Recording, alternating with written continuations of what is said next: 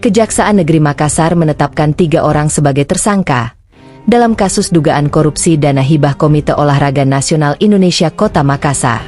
Ketiganya adalah Ahmad Susanto, Ketua Umum KONI Kota Makassar, Ratno Nur Suryadi, Kepala Sekretariatnya, dan Muhammad Taufik, Sekretaris Umum.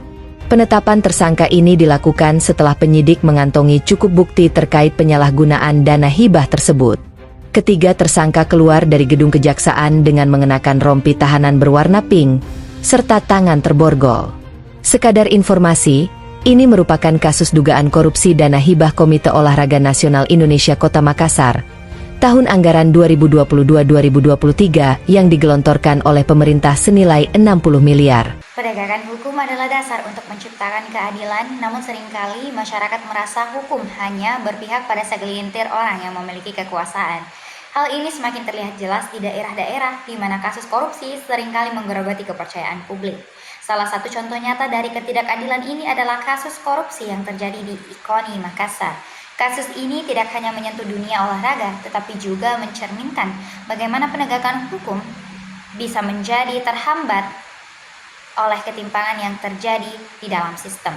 Kasus ini bermula pada penyalahgunaan anggaran yang seharusnya digunakan untuk mendukung kegiatan olahraga di Makassar. 3 pengurus KONI Makassar dan 2 orang dari pihak event organizer atau EO kini telah menjadi tersangka dalam kasus ini. Uang yang seharusnya digunakan untuk memajukan olahraga justru disalahgunakan untuk kepentingan pribadi. Namun masalah yang paling utama adalah ketimpangan dalam penegakan hukum.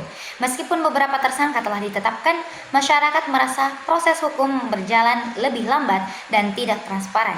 Korban dalam kasus ini adalah masyarakat Makassar dan sejumlah atlet yang seharusnya mendapatkan fasilitas dan dukungan untuk berkembang. Masyarakat yang terdampak mengungkapkan rasa frustasi mereka. Mereka merasa bahwa hukum tidak memihak kepada mereka, tetapi justru lebih menguntungkan mereka yang memiliki koneksi dan kekuasaan. Penegakan hukum yang tidak tegas menciptakan ketidakpercayaan terhadap sistem yang seharusnya melindungi mereka. Harapan masyarakat kini tertuju pada penegakan hukum yang lebih adil dan transparan. Mereka menginginkan agar pelaku korupsi, siapapun mereka, dihukum dengan adil. Kejujuran dan transparansi dalam setiap proses hukum sangat dibutuhkan untuk mengembalikan kepercayaan masyarakat. Kita membutuhkan sistem hukum yang lebih kuat, yang benar-benar melayani kepentingan masyarakat tanpa ada ruang penyalahgunaan kekuasaan atau praktik korupsi. Hukum harus ada untuk melindungi mereka yang lemah, bukan sebaliknya, menjadi alat untuk penindasan. Keadilan bukan hanya milik segelintir orang, sekelompok, ataupun seseorangan. Keadilan harus dirasakan oleh setiap individu, terlepas dari status dan kekuasaan yang dimiliki.